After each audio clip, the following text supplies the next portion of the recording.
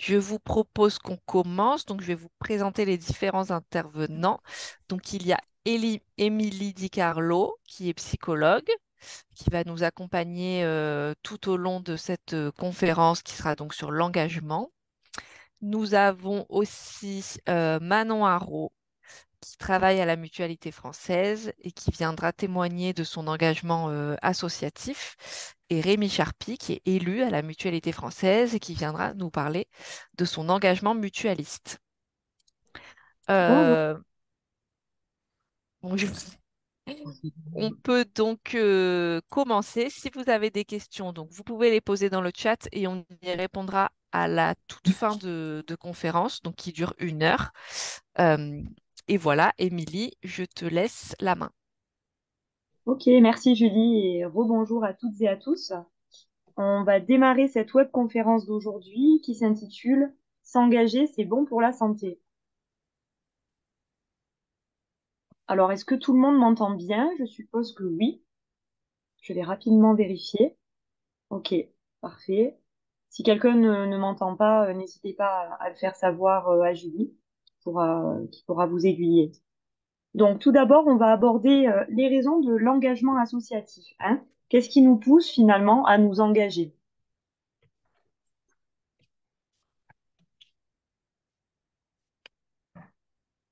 Alors, on va tenter d'illustrer les raisons de notre engagement à travers la pyramide des besoins de Maslow. Donc, peut-être connaissez-vous déjà cette pyramide. Nous avons tout en bas les besoins de base, d'accord, les besoins physiologiques, mais nous n'allons pas aborder ces besoins pour aujourd'hui puisqu'ils ne concerneront pas notre propos. Ensuite, vous avez les besoins de sécurité, puis les besoins d'appartenance, les besoins d'estime, et enfin, les besoins relatifs à l'accomplissement personnel. Hein, on va détailler ces différents besoins en laissant de côté les besoins de base qui ne nous concernent pas pour aujourd'hui. Allons-y. Alors, les raisons qui peuvent être liées aux besoins, hein. Donc, effectivement, cette pyramide, elle représente ce que je viens de vous indiquer, hein, les besoins qui se cachent derrière nos raisons qui nous poussent à nous engager. Donc, on revoit la sécurité, l'appartenance, l'estime et l'accomplissement. Le besoin de sécurité, tout d'abord. Euh, Est-ce que j'ai une petite question avant de démarrer. Est-ce que je peux supprimer mon bandeau qui m'empêche de lire, Julie, Alors, je ne certaines... sais pas si tu peux l'enlever, mais tu dois pouvoir le déplacer. Ah, je peux le déplacer. Ah oui, Peut-être. effectivement, c'est Tu bien mieux. l'attrapes. Super. Merci, autant pour moi. On reprend. Donc, le besoin de sécurité. L'individu qui s'engage a besoin de se sentir en sécurité dans un groupe à travers la création d'un lien social.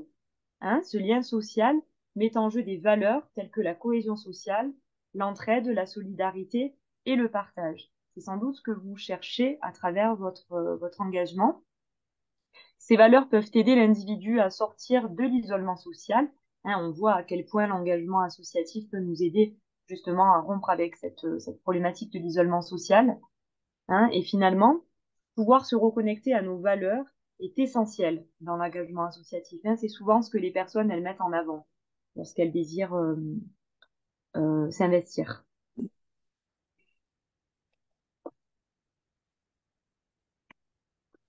Le besoin d'appartenance. Alors, l'individu qui s'engage a besoin d'appartenir à un groupe social afin d'affirmer son identité à travers son système de valeurs.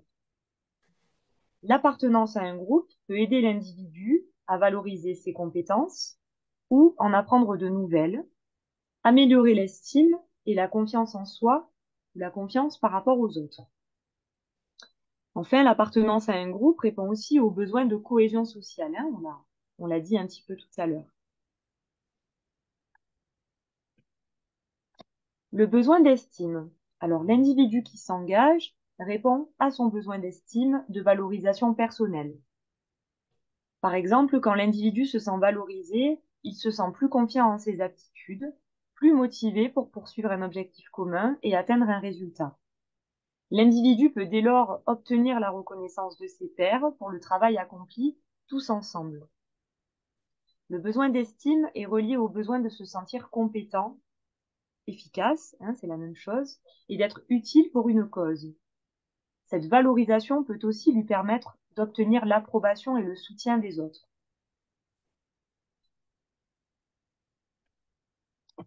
Le besoin d'accomplissement.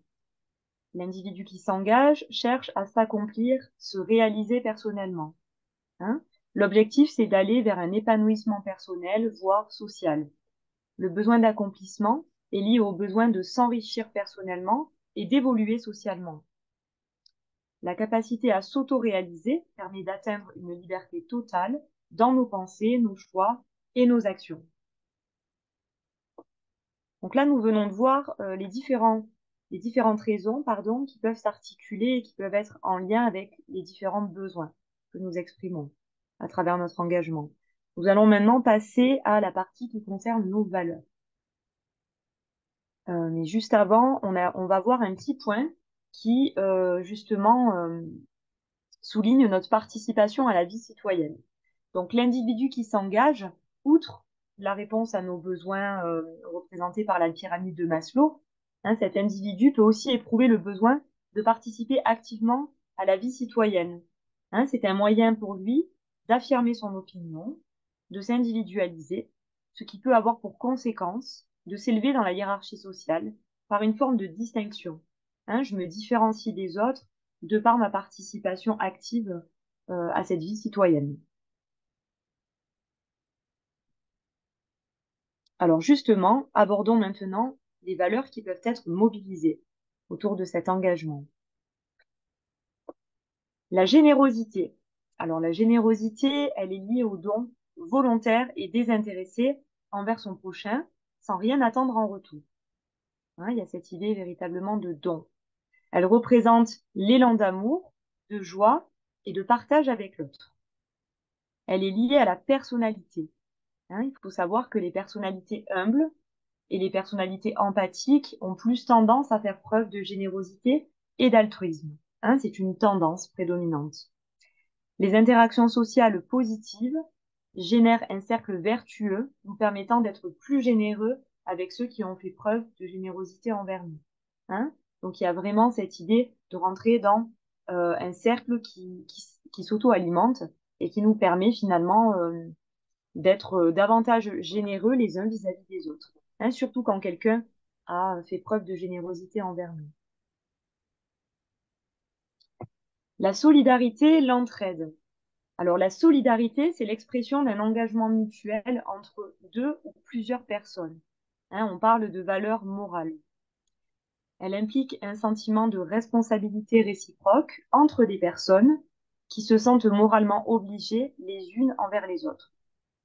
Elle est liée à l'entraide, qui est l'aide que l'on se porte de manière réciproque. Hein, c'est pour ça que on dit souvent solidarité ou entraide, hein, parce que les deux notions sont liées. Enfin, elle représente le lien d'appartenance à une communauté. Hein, on se sent solidaire euh, les uns vis-à-vis des autres, et c'est ce qui crée notre appartenance à euh, une communauté, un ensemble.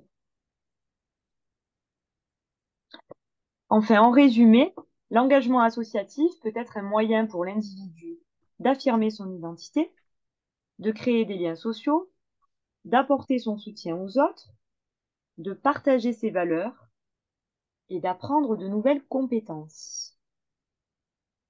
Et là, nous arrivons à la partie relative au témoignage. Alors, je laisse la parole à Manon et Rémi. Ah, alors Rémi, peut-être si vous voulez commencer. Oui, bonjour à toutes et à tous. Donc, merci Émilie pour cette introduction. Il me semble que dans la dernière partie, il manquait juste quelque chose. Et ça, c'est mon côté militant. Si on s'engage aussi, c'est fait pour faire transformer les choses, faire bouger les lignes. C'est pas seulement être un spectateur ou avoir un engagement qui peut être, comment dire, sans attente en retour. C'est-à-dire sans attente en retour, pas seulement des copains, des copines, des gens que l'on rencontre, mais faire bouger les lignes, c'est important. Par exemple, on parle de la sécurité sociale aujourd'hui, on parle du plan, du projet de loi de financement de la sécurité sociale, quand on est engagé, c'est fait pour faire bouger aussi. Donc, c'était juste une petite remarque comme ça, mais autrement, je me suis bien retrouvé dans mon engagement. Pour ma part, moi, je me suis engagé quasiment dès ma retraite. J'ai même été engagé militant depuis toute ma vie, depuis tout petit, en commençant par délégué de classe. Bon, c'est comme ça, hein, j'ai pas fait autre chose que peut-être beaucoup d'entre nous, mais c'est quelque chose que j'ai retrouvé. Lorsque je me suis retrouvé à la retraite, ou lorsque j'allais me retrouver à la retraite, j'avais crainte de ne pas, j'avais crainte de m'ennuyer, de ne pas savoir ce que j'allais faire de mes journées, parce que j'étais quelqu'un de très actif, j'avais été aussi militant, engagé. Et dans un premier temps, je me suis retrouvé élu dans ma commune pendant quelques années. Et puis après, quand les mandats se sont terminés, c'est là où j'ai rencontré la mutualité. Je l'ai rencontré par hasard en allant boire un café sur Manosque, où j'ai retrouvé j'ai trouvé le président des mutuelles de France des Alpes 0405, qui m'a dit, pareil, tu n'as plus rien à faire, tu as beaucoup de liberté, ça serait bien si tu venais nous aider. Donc, ben, je suis allé et ça fait maintenant, c'était en 2016, je crois, à peu près. Donc j'ai dit oui. Alors, pourquoi on dit oui? Euh, on a, on a besoin d'avoir, enfin moi, pour ma part, j'avais besoin d'avoir une utilité sociale, de pas seulement rester inactif, attendre de rester un peu coincé. Euh, pas qu'on vienne me chercher, mais voilà, j'avais besoin de bouger. J'avais besoin de bouger parce qu'on a besoin de liens sociaux. On peut pas rester, enfin, moi, je ne pouvais pas rester comme ça sans rien faire après avoir eu une vie professionnelle qui était comment, riche en événements, en enseignements, comment dire, en intérêt.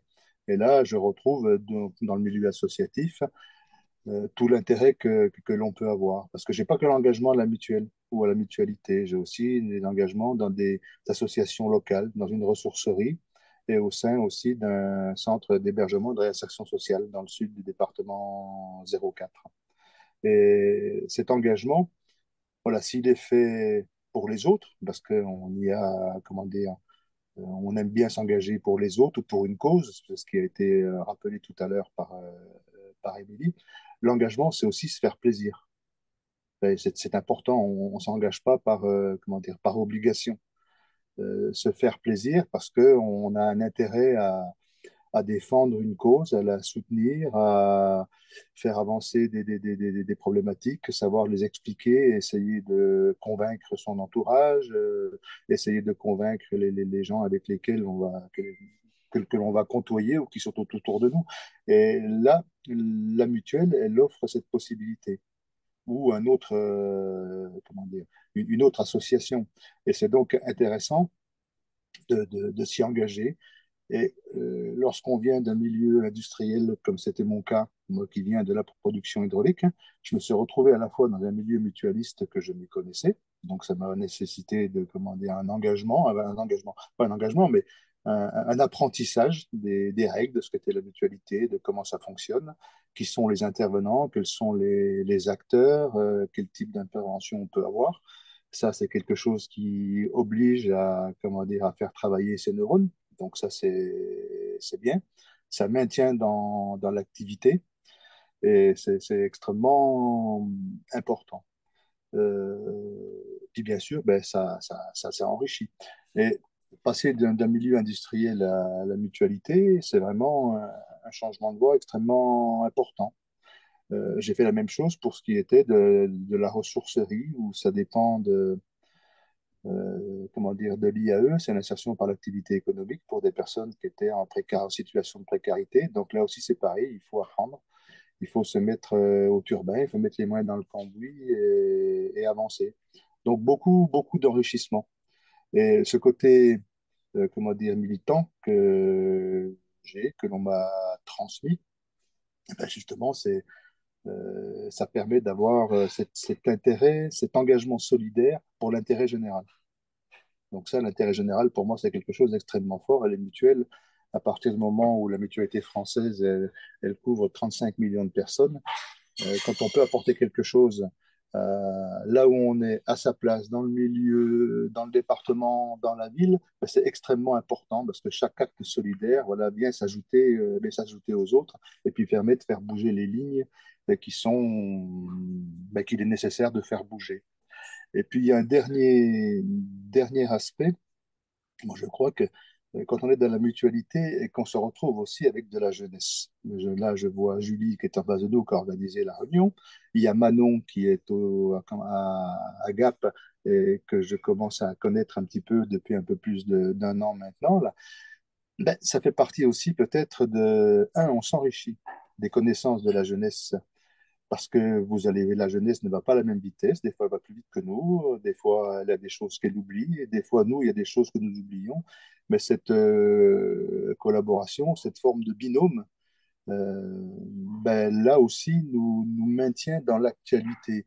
Et donc, il peut y avoir ce partage entre expériences anciennes, qui ne doit pas être chiante et qui ne doit pas constituer un frein. C'est-à-dire, ce n'est pas des vieux sachants qui viennent expliquer à des jeunes qui ne sauraient pas, mais c'est au contraire travailler ensemble pour pouvoir avancer, s'enrichir mutuellement.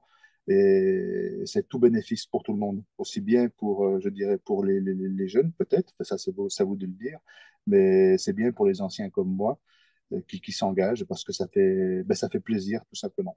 Ben, voilà les quelques mots que je voulais peut-être pouvoir dire en termes d'engagement. Il y en aura peut-être plein d'autres, mais bon, aussi, il y a la responsabilité aussi, mais ça va avec. Et la mutualité a su me faire confiance très rapidement, puisque depuis maintenant 4 ans ou 5 ans, je suis président territorial.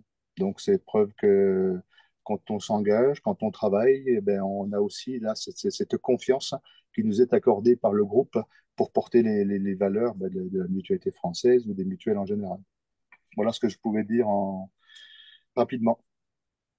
Merci Rémi. Ce que je retiens, enfin ce qui m'a marqué dans votre témoignage, en plus de tout ce qu'avait dit Émilie, c'est qu'on peut du coup s'engager dans un domaine où on n'a pas à la base de connaissances, si je comprends. Enfin, en tout cas, vous, si j'ai bien compris, c'était votre cas. À la base, vous ne veniez pas du tout du milieu mutualiste et vous avez réussi à acquérir tout un tas de connaissances qui vous ont mené bah, là où vous êtes aujourd'hui, qui est une place assez importante au sein de la mutualité.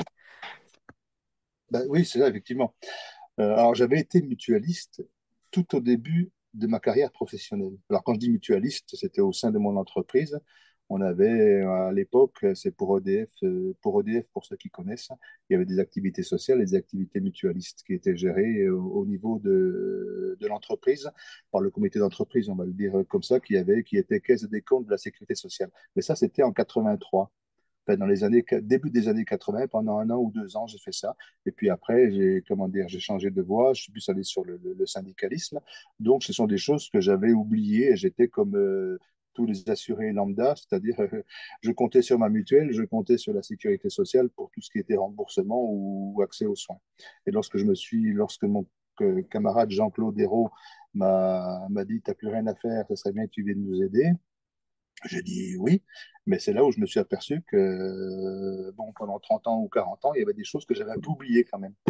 Et là, ben, les mutuelles, la mutualité française, eh ben, nous remettent dans le bain. Il y a des formations qui sont là, qui nous aident. C'est effectivement, ben, on peut réapprendre quand on en a envie, on apprend autre chose, et puis c'est plaisant, quoi. Ça demande un peu de travail, mais c'est bon pour les ménages. Merci.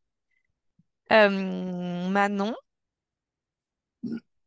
Alors du coup, moi je m'appelle Manon Haro, je suis salariée à la Mutualité française Sud et je fais du bénévolat depuis mes 16 ans. Donc je vais vous faire un petit témoignage sur mon engagement, mes multiples engagements depuis mes 16 ans. Ma première expérience de bénévolat, j'y avais pas pensé Rémi, mais effectivement j'ai été déléguée de classe, donc c'était un petit peu plus tôt que mes 16 ans. On a des points communs. Mais ma première expérience que je qualifie vraiment bénévole, ça a été dans mon lycée, donc qui était un ensemble scolaire, c'est-à-dire qu'il y avait de la maternelle au lycée. Et j'ai proposé des animations pendant la récréation aux enfants en bas âge. Donc, c'est aller 1 à 2 fois par semaine proposer différentes activités. Ça pouvait être du dessin, des activités sportives, des activités, des jeux de société. Voilà, c'était occuper les enfants pendant le temps de la récréation, qui était aussi ma récréation. Mais pour autant, j'allais prendre du temps pour m'amuser avec les petits. Donc, c'était aussi agréable pour eux que pour moi. C'était dans le cadre d'un programme que mon lycée avait instauré. Donc, j'ai pas été forcée. C'était quelque chose qui nous ont fortement incité à faire par rapport à nos CV, nos orientations post-bac, etc. Pour autant, ben, j'en ai tiré que du positif et j'ai continué à faire du bénévolat. Donc, j'ai été incitée à en faire. On m'a un petit peu tendu la main pour dire, voilà, ce serait positif de faire du bénévolat. Et puis, ben, j'ai poursuivi sur différents engagements. Donc, du coup, je proposais ces ateliers 1 à 2 fois par semaine pendant le temps du midi. Ensuite, pendant mes études, je me suis engagée, donc je faisais mes études à Nice, je me suis engagée dans une association qui faisait des maraudes alimentaires, donc pour aller donner de la nourriture aux SDF. Donc, on avait une partie préparation de la nourriture et une partie distribution de la nourriture. Ça se déroulait 2 jours par semaine. Il y avait de multiples associations qui travaillaient faire des maraudes et pour essayer de fournir des repas de manière régulière aux SDF. Donc moi, j'étais parmi l'une d'entre elles. Ça m'arrivait de faire la cuisine ou alors de faire la distribution. C'était assez libre. On était assez nombreux dans cette association, donc les roulements étaient plutôt aisés. Et ça m'a vraiment apporté beaucoup d'être dans cette association, d'aussi, je pense, mettre je dirais que ça éloigne certains préjugés aussi, certaines peurs. Finalement, on donne de la chaleur humaine, hein. En plus de donner de la nourriture, on donne beaucoup d'amour. Et c'est peut-être cet engagement qui m'a le plus animée, on va dire. Et puis ensuite, bah, je suis arrivée à Gap et en travaillant avec les centres sociaux dans le cadre de mon activité professionnelle, j'ai eu écho qu'ils recherchaient des personnes pour faire du soutien scolaire dans le centre social de mon quartier. Donc, je me suis mis à faire du soutien scolaire pour les collégiens. Et j'en fais depuis l'an dernier, du coup, 1 fois par semaine. Je vais le soir, après le travail, faire du soutien scolaire auprès des jeunes collégiens. Donc, tous ces engagements m'ont apporté des choses différentes. Je pense que ça nous apporte, enfin, ça apporte autant aux autres qu'à nous, en fait. Aux autres, ça peut apporter une aide, ça peut apporter quelque chose qui est gratuit. Je trouve qu'aujourd'hui, on est dans une société qui est de plus en plus individualiste. Et c'est rassurant de pouvoir se dire qu'il y a encore des choses qui sont gratuites et qu'on peut encore donner gratuitement et sans forcément attendre quelque chose en retour. Mais le retour, il est énorme, même s'il n'est pas financier. La gratitude des gens, elle est énorme. Et même si des fois, c'est compliqué de se dire, allez, je me motive après le travail, après une grosse journée, de dire, bah voilà, ce soir, il faut que j'aille faire des maths, alors que j'ai plus besoin d'en faire, je vais aller faire des devoirs. Et ben, pour autant, c'est super gratifiant le retour qu'on a.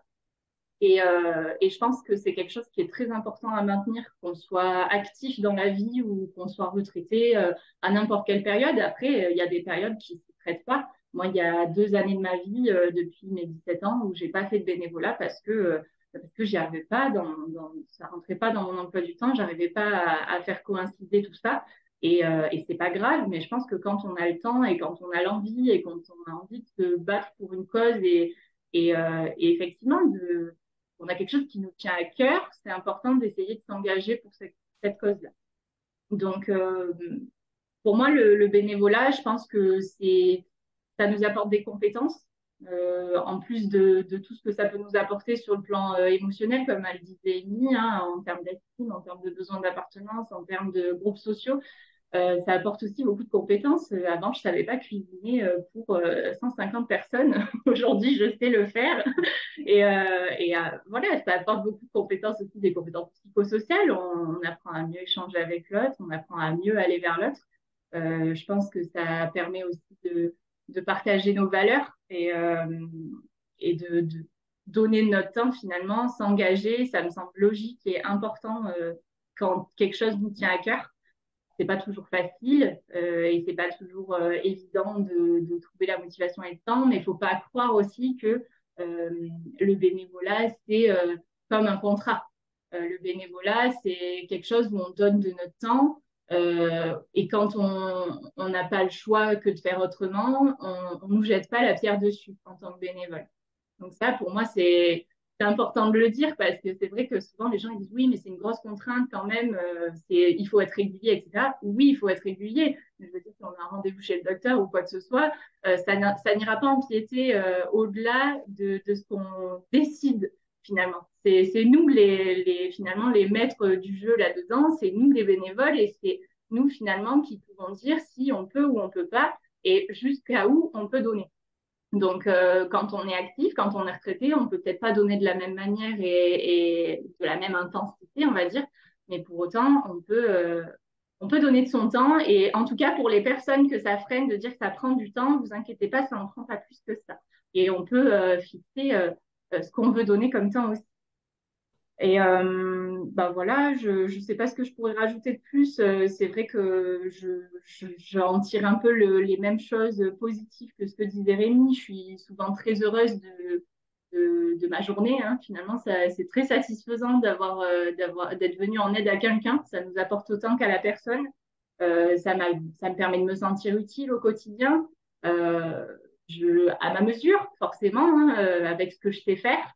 Ça me permet aussi de faire des nouvelles rencontres et de maintenir un lien social et d'aller vers des personnes que je rencontrerai pas forcément dans mon quotidien. Et ça permet de développer les compétences. Je dis un exemple, mais là, je fais du soutien scolaire. Je suis normalement très nulle en maths. Et j'ai découvert qu'en étant adulte, on développe beaucoup ses compétences mathématiques et qu'on se rappelle de beaucoup de choses qu'on avait appris quand on était gamin. Donc, je suis devenue très douée en maths avec le soutien scolaire. Donc, c'est marrant, on développe aussi des compétences insoupçonnées. J'ai toujours détesté les maths et maintenant j'aime bien aller les faire avec les sixièmes, les quatrièmes, les troisièmes, on se régale bien. Donc voilà, moi je vous invite en tout cas à vous engager pour quelque chose qui vous tient à cœur, que ce soit une mutuelle, que ce soit une association pour la cause animale, pour l'environnement, que ce soit une association de quartier. Il y a beaucoup de choses à faire. Ça ne demande pas énormément de temps. Moi, ça m'a toujours pris autour de 1 heure et demie à 3 heures, voire 4 heures dans ma semaine. Et franchement, aujourd'hui, il y a tellement de moments où on est sur notre portable quand on regarde la moyenne de ce qu'on peut passer sur nos écrans, par exemple. Ben, autant aller tendre une main vers l'autre et faire quelque chose qui apporte autant à l'autre qu'à soi. Voilà. Merci Manon. Alors effectivement, cette conférence, on en a eu l'idée en voyant une étude, alors qui est parue en 2020, mais elle est apparue dans notre fil d'actualité, une étude anglophone qui avait testé sur 70 000 personnes euh, et qui disait que, enfin, la conclusion de l'étude était que le volontariat de faire du volontariat au moins une fois par mois permettait d'améliorer la santé mentale des personnes. Et tu l'illustres bien, Manon, du coup, par ton sourire quand tu en parles. Donc, pour toutes les raisons citées par Émilie précédemment. Est-ce que Émilie, alors j'avais une question Manon sur le temps, mais du coup tu as répondu, ça te prend depuis que tu es bénévole entre 1 heure et demie et 4 heures par semaine, c'est ça, selon Oui, c'est ça, ça comment dépend. tu... Ben, ça dépendait de l'association. C'est vrai que Mhm. l'association dans laquelle j'étais à Nice me prenait un petit peu plus de temps parce que j'y allais 2 fois par semaine et que ça prenait 2 heures à chaque jour, donc 4 heures par semaine. Là, pour le centre social, ça me prend 1 heure et demie à 2 heures dans la semaine d'aller un soir par semaine faire du bénévolat. Donc, c'est pas, en fait, c'est aussi ce que vous pouvez donner. Et vous pouvez croire que c'est rien d'y aller une fois par mois ou une fois toutes les 2 semaines, mais c'est déjà beaucoup parce que on a besoin de bras, on a besoin de mains, on a besoin de cerveau, on a besoin de personnes qui s'engagent et qui viennent aider. Et, euh, et cette année, par exemple, j'arrive un peu moins à être présente parce que j'ai beaucoup de travail en ce moment sur les jeudis soirs et c'est sur les jeudis soirs qu'il y a les ateliers de soutien. Mais pour autant, ben, même si je suis moins assidue, ils sont très contents et ils sont heureux que je reste quand même parce qu'ils ont besoin qu'il y ait des gens qui restent. Et même si je peux me rendre moins disponible, eh ben, ils savent que je suis là et que ça me tient à cœur et que je continuerai et que c'est pas par mauvaise volonté, c'est juste que mon travail m'occupe souvent les jeudis soirs en ce moment. Donc c'est vraiment, moi je tiens à le dire parce qu'à chaque fois, j'ai des personnes qui, quand je dis que je fais du bénévolat alors que je travaille en temps plein, souvent les gens me disent, oh là là, t'as la motivation, t'as la foi. Ben, en fait, c'est vraiment, on peut vraiment donner le temps qu'on a envie. Je donne un exemple. Il y a du bénévolat qui peut nous paraître, qui peut totalement s'adapter à nos loisirs. Par exemple, à la SPA, qui est proche de chez moi, qui est à Vennes, donc elle est à 20 minutes de chez moi, ils proposent de faire des balades aux chiens qui sont en refuge. Donc, en fait, si on décide d'aller balader dans le coin et de se dire, bah tiens, en même temps, je vais aller balader un chien, c'est le temps qu'on avait décidé d'aller faire sa balade et en plus, on fait une bonne action. Donc, on peut tout à fait adapter la manière dont on est bénévole à son mode de vie.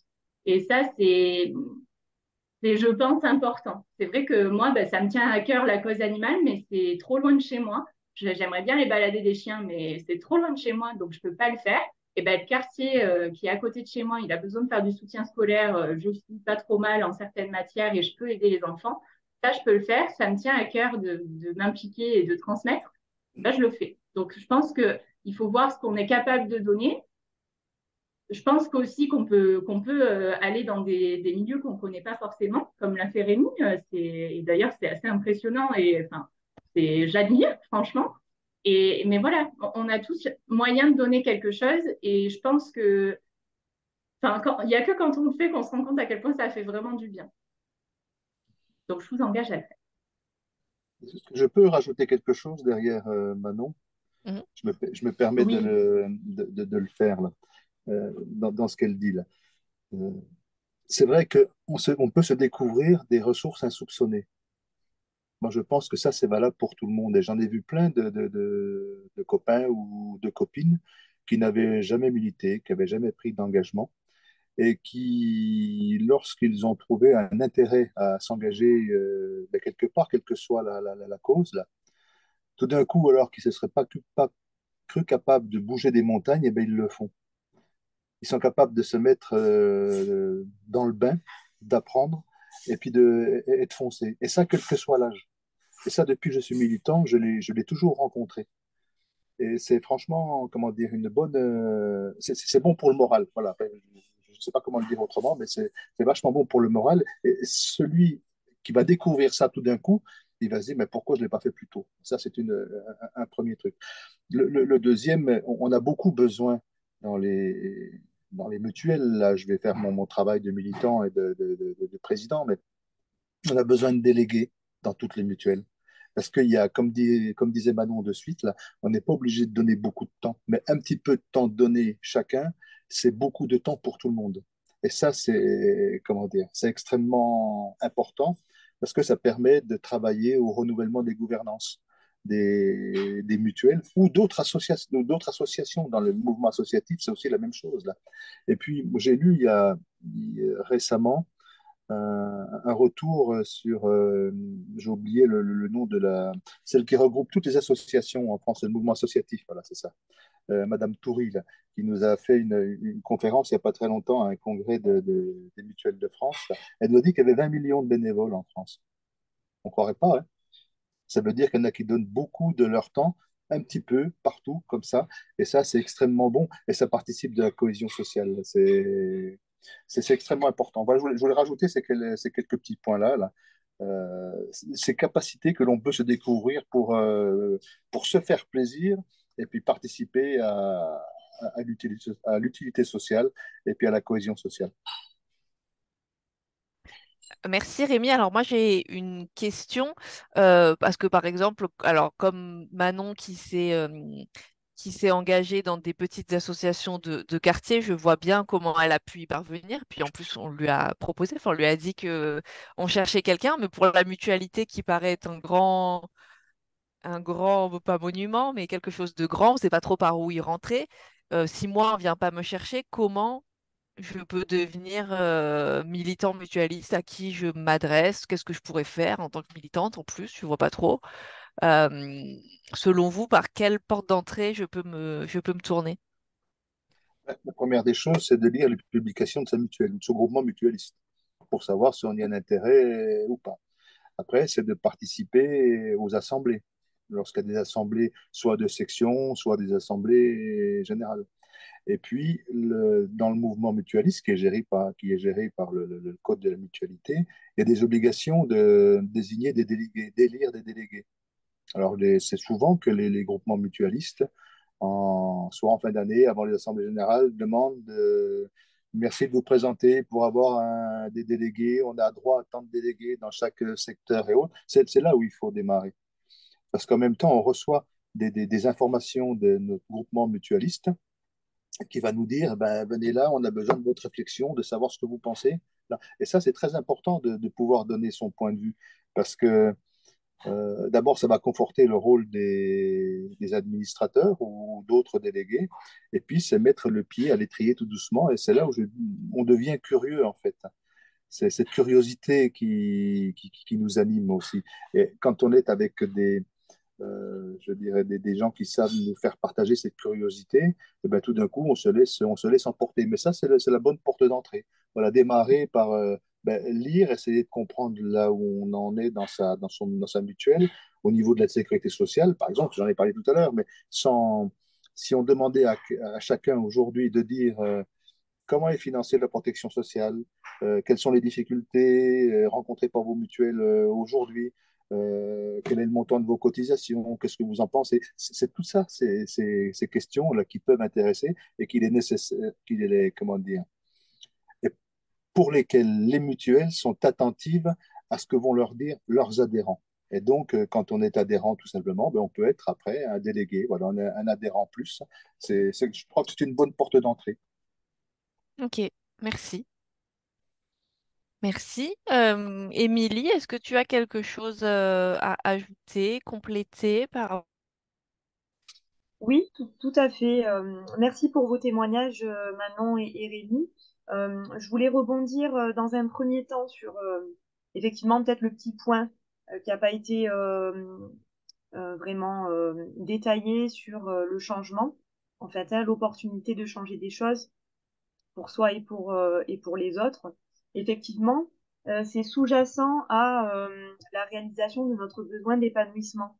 En fait, hein, dès lors où on s'épanouit, forcément, on commence à changer des choses en soi. En tout cas, il y a des choses qui changent en nous. Euh, on commence à sentir que dans notre rapport aux autres, euh, il y a des pensées, des intentions qui peuvent effectivement renaître, hein. Parfois, on se dit, mais j'aurais pas cru que j'aurais été en capacité de penser, par exemple, que j'avais telle ou telle compétence, que l'autre pouvait m'apporter telle ou telle chose. Et effectivement, ça nous aide, ça participe à notre transformation personnelle et aussi parfois à la transformation des autres. Hein, parce qu'on va se reconnecter à travers nos points communs, à travers nos valeurs, on va se sentir finalement comme faisant partie d'un tout, hein, c'est-à-dire les êtres humains. Et finalement, on n'est pas si différents que ça les uns des autres. Hein, c'est une question plus de personnalité. Et finalement, on a tous plus ou moins des valeurs qui font qu'on va réussir à se rejoindre, hein, d'une manière générale. Donc, c'est vrai que le changement est inhérent, hein, lorsqu'on atteint ce besoin d'épanouissement personnel et d'épanouissement social, souvent. Après, par rapport à ce que disait Manon, justement, sur toute cette implication, je trouve que c'est effectivement intéressant de pouvoir se dire que, quel que soit le temps qu'on a, on peut donner. Hein, et c'est pas forcément les personnes qui ont le plus de temps qui vont pour autant le plus s'engager, que ce soit sur un versant associatif ou mutualiste, par exemple.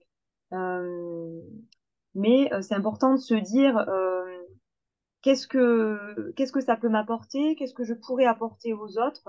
Effectivement, comme vous l'avez illustré tous les deux, Manon et Rémi. Et en même temps, qu'est-ce que ça peut changer dans ma vie et qu'est-ce que je peux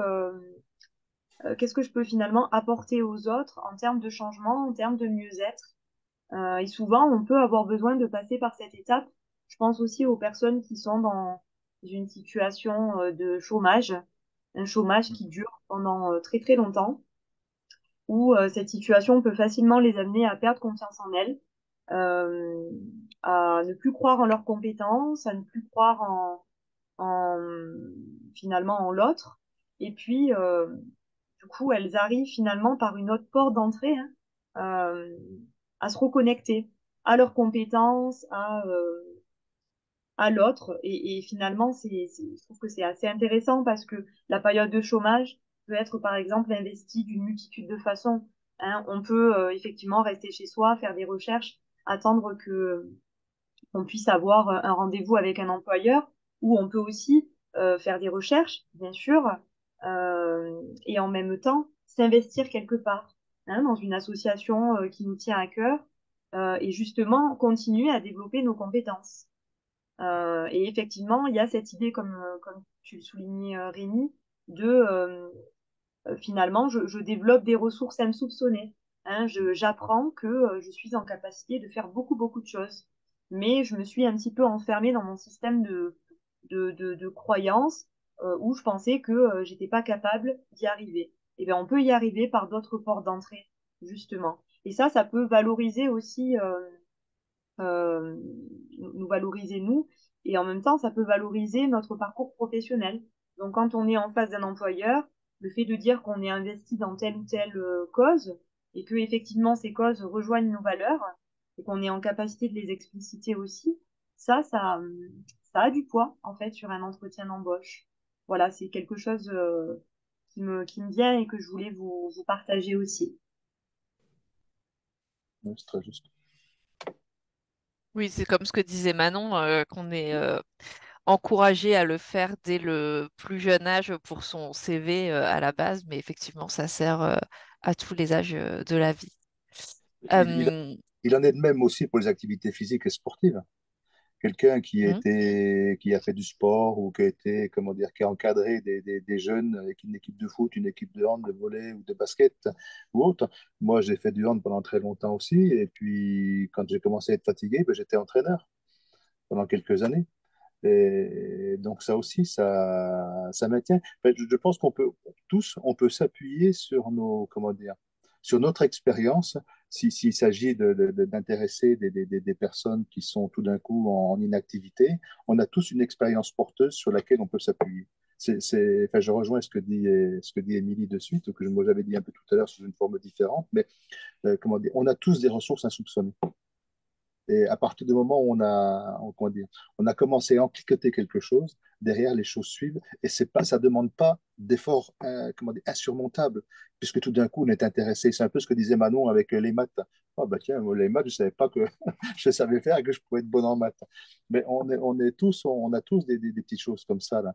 Et moi, je l'ai pas dit tout à l'heure, mais je le redis maintenant, mais cet engagement militant, il m'a conduit à l'université alors que j'avais au départ une formation scolaire qui se limitait au primaire et à un CAP d'électricien. Ben, ça m'a conduit à l'université quand j'avais 35 ans pour aller passer un DESS. Et donc, mais tout ça, c'était cet engagement qui m'a fait découvrir le monde universitaire, c'est de l'engagement syndical à l'époque, mais ça peut, à chaque moment, ça peut. Et aujourd'hui, il y a les universités du temps libre, par exemple, pour les plus anciens, qui peuvent là aussi nous, comment dire, nous motiver. On a un intérêt quelconque pour quelque chose, et puis avoir le plaisir d'apprendre, rien que pour se faire plaisir, des choses que nous ne savons pas. Et ça nous permet, et plus on sait de choses, plus on déchire ce voile comment dire, de la connaissance, ben, ça nous permet d'avancer en permanence.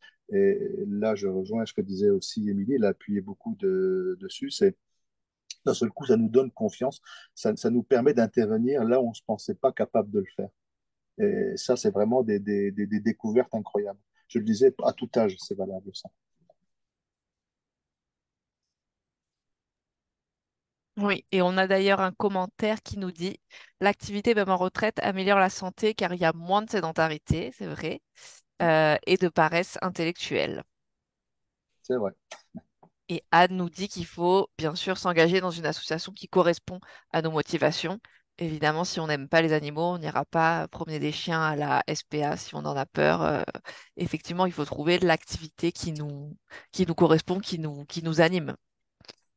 Oui, et au sujet si je peux me permettre, Julie, Mm. de rebondir sur l'activité qui nous anime, c'est important de découvrir finalement quelles sont nos motivations pour pouvoir se rapprocher de ce qui nous ressemble le plus et en même temps ne pas se perdre dans des motivations qui seraient pas tournées vers nous et qui seraient tournées vers la recherche d'un but extérieur, hein, qu'on appelle les motivations extrinsèques.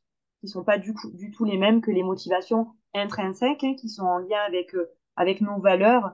C'est-à-dire que si on est à la recherche et si on est finalement dans l'attente d'obtention de quelque chose de la part de l'extérieur, il est fort probable que nous soyons déçus, en fait, parce que ou ça n'arrivera pas comme on s'attendait à ce que ça arrive, ou alors ça va arriver, mais d'une manière beaucoup trop tardive, et donc on sera dans tous les cas déçu. Donc c'est important d'être conscient et d'identifier pleinement nos motivations intérieures, intrinsèques, qui vont nous pousser à faire tel ou tel choix, finalement, dans un engagement. Et effectivement, la partie sportive, Rémi, tu l'as souligné, mais un engagement associatif, c'est aussi pouvoir s'engager dans des activités sportives, artistiques, qui vont aussi nous aider à nous exprimer, finalement exprimer notre potentiel et notre potentiel créateur, hein, puisqu'on est tous des êtres euh, avec un potentiel de création qui est illimité, mais la plupart du temps, on se bride, on se limite. On a l'impression qu'on peut pas, par exemple, pratiquer de la danse classique à notre âge.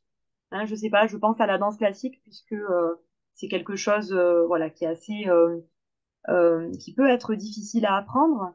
Mais si on est réellement passionné par ça, on peut y arriver.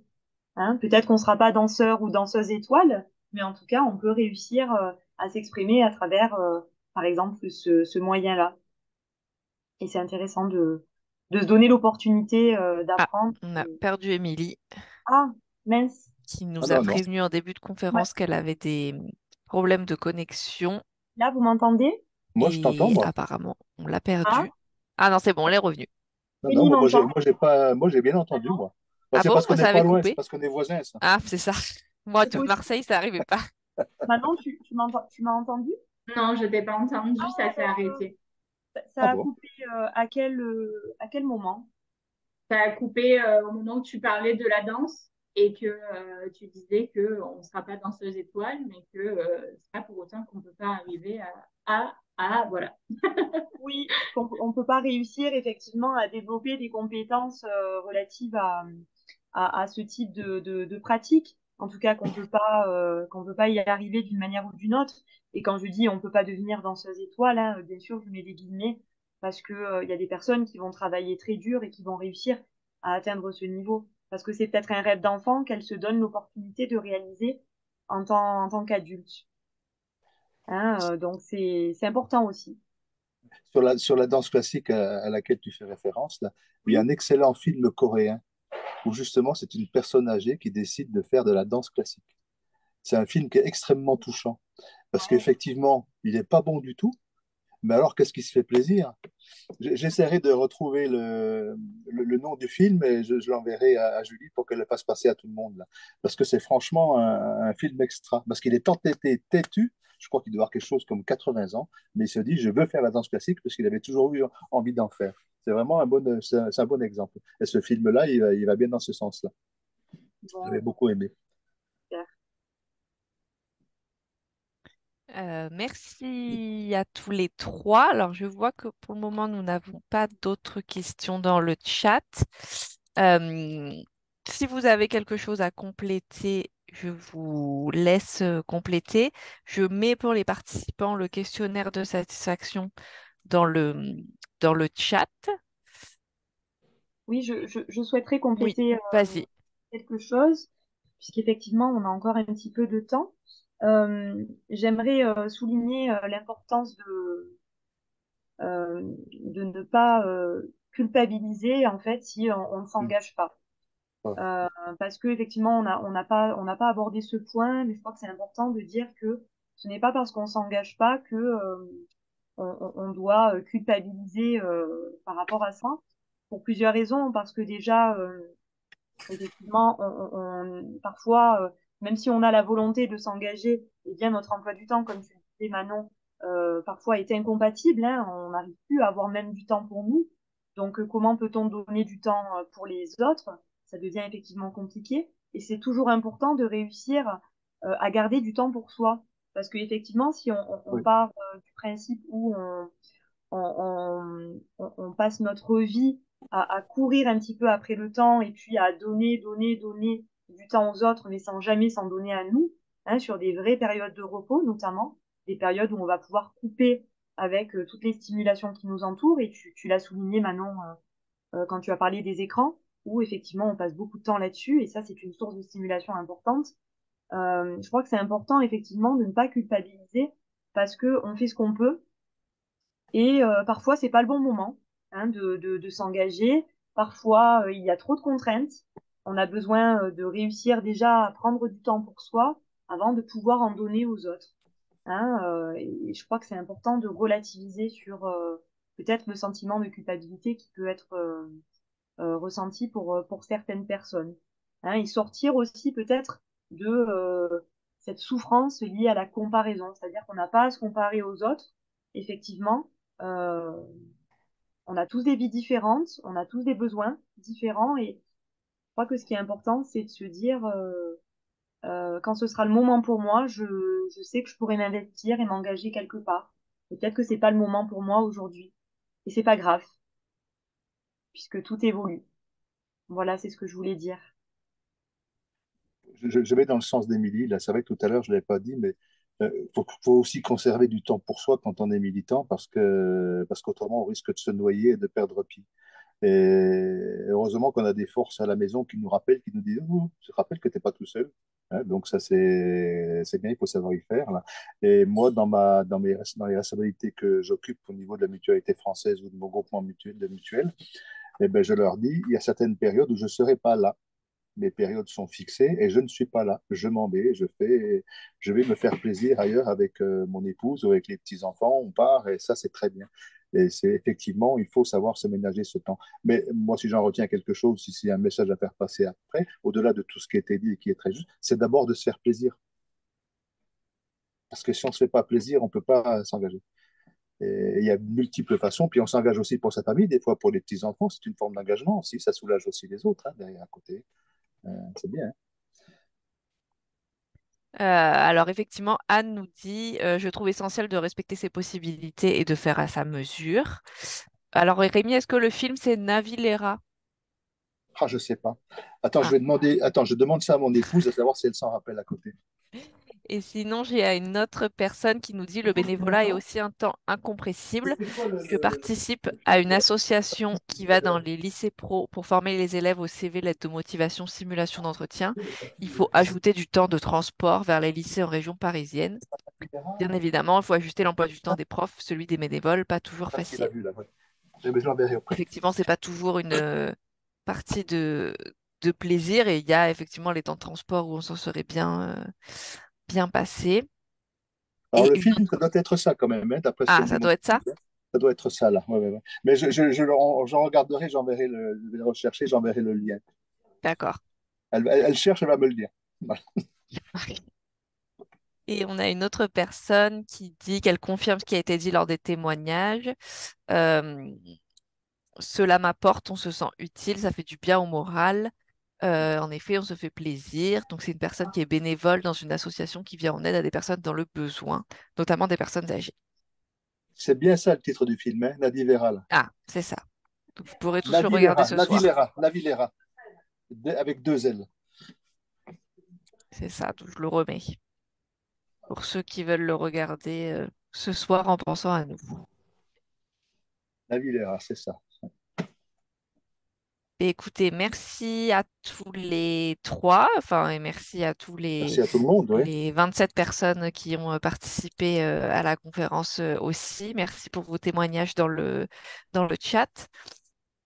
Ah, alors attendez, quelqu'un dit, il y a un point qui me semble important, c'est la place des jeunes dans l'engagement associatif et notre rôle à aller vers les plus jeunes. Le renouvellement dépend, effectivement, C'est ça. euh, notamment au sein de l'engagement mutualiste, c'est un gros sujet et effectivement. Exact. Oui, je sais pas si j'ai encore quelques minutes pour Oui, vas-y. voilà, peut-être aller un petit peu plus loin dans le point qui vient d'être souligné. Effectivement, je pense aux jeunes qui sont euh, ou en risque de décrochage scolaire ou qui comment dirais-je, qui vivent dans une situation de précarité sociale. Effectivement, pouvoir les aider à se raccrocher à une association notamment dans laquelle ils vont pouvoir développer leurs compétences, euh, aller vers les autres, finalement, se rapprocher de leurs valeurs, ça peut aussi les aider finalement à ne pas tomber parfois dans la délinquance, malheureusement, parce que ça reste aussi une problématique qui malheureusement concerne beaucoup les jeunes. Et, euh, et je dirais que c'est important de les aider, en tout cas, à se raccrocher à quelque chose pour qu'ils ne perdent pas ce lien social euh, source de, source de joie et de plaisir, effectivement. Effectivement. Merci. Je vous ai remis en cours. On aurait pu le faire dès le début. J'y ai pas pensé. Euh, merci. Quelque chose d'autre à ajouter? Rémi, Manon, Non, non, Émilie, non, non, non, non, c'était très c'est bien. Ben, bon? C'est j'ai bon. pris plaisir à témoigner. Voilà. Si ça peut aider, c'est magnifique. Ah, Oui, alors attendez. Ne pas oublier que bénévolat ne veut pas dire don financier, mais aussi possibilité de dédommagement et de prise en charge en cas Ah oui, oui, oui, d'accident. ça va de C'est soi. pour ça qu'on demande un statut de bénévole. Je suis bien d'accord, hein. C'est pas des choses qu'on a abordées, mais effectivement. oui, tout à fait. Voilà. Merci à tous, c'est bon pour moi. Oui, Merci à merci toutes et à Merci à tous. Ouais. tous. à Et tout le monde. enchanté, Émilie. À bientôt de se rencontrer, peut-être à Gap. Oui, oui, au plaisir, Rémi. Il y a encore un point qui a été, encore un petit message dans le chat, je suis en train de le lire avant qu'on se quitte, Ah oui, peut-être. qui dit point essentiel, cela me fait penser à un jeune qui nous a confié avoir perdu ses émotions pendant 2 ans de Covid et les avoir retrouvées après 2 mois de volontariat dans notre association. C'est Oui, donc c'est ça. bien la force de l'engagement associatif et ça clôture bien cette conférence. Tout à fait. Merci à tous, en tout cas, voilà, pour vos témoignages. Et merci aussi aux participants, du coup, d'avoir été intéressés par cette thématique, hein, et d'avoir participé. Merci, à Merci à bientôt. Merci à tous. Au tous. Passez une revoir. Bonne bonne journée. journée. Merci, au revoir.